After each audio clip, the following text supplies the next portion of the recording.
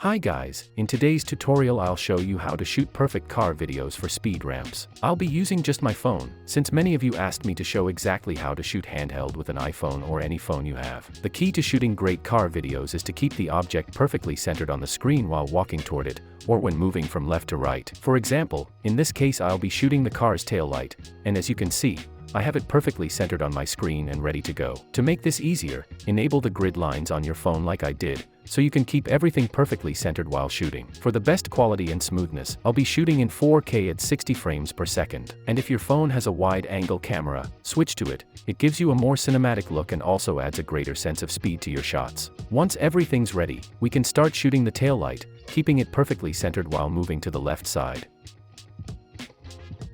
Once the first shot is done and you're happy with it, move on to another car part, for example the side mirror. Just remember to keep it centered as well.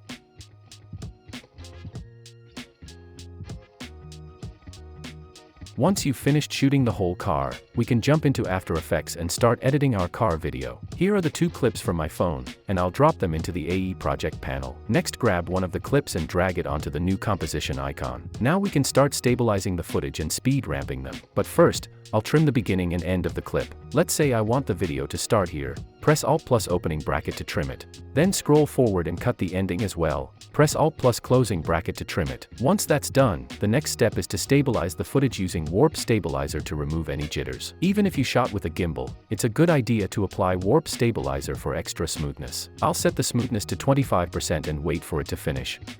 Once the analysis is complete, we can start locking onto the footage. But first, pre-compose the clip. Make sure Move All Attributes and Adjust Composition Duration are selected, then hit OK. Now click on Stabilize Motion. Zoom into the clip and make the track point larger, then drag it onto the tail light over a well-contrasted spot. For better results, set the preview quality to full. Once the track point is set, adjust its size. The inner box defines the exact area to track, while the outer box tells After Effects where to search for the object in each frame. For better tracking results, click Options. Select RGB and enable the Adapt feature on every frame. This helps improve tracking accuracy. Next, click OK and hit the Analyze Forward button and let's wait for it to finish. Once the tracking is complete, hit Apply, then OK, and close the tracking window. Let's check the stabilization. Everything looks smooth and perfect. To ensure the tail light is perfectly centered, enable the proportional grid and adjust the clip's position. Next, let's fix any black edges. Press S on your keyboard to open the scale property and scale the video until the edges are gone.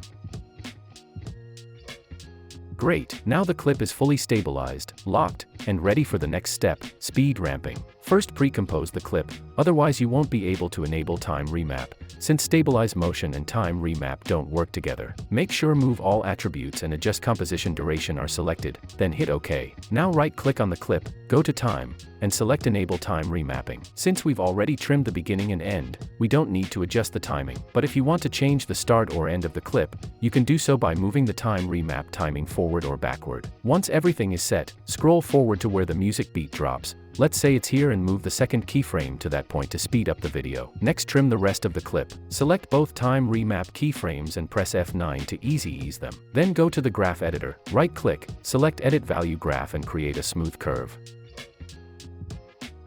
Let's quickly preview the result. And we're done. The stabilized speed ramping is complete. Now all you need to do is drag and drop your other clips into the AE timeline and repeat the same steps. I won't speed this part up, so you can follow along with me.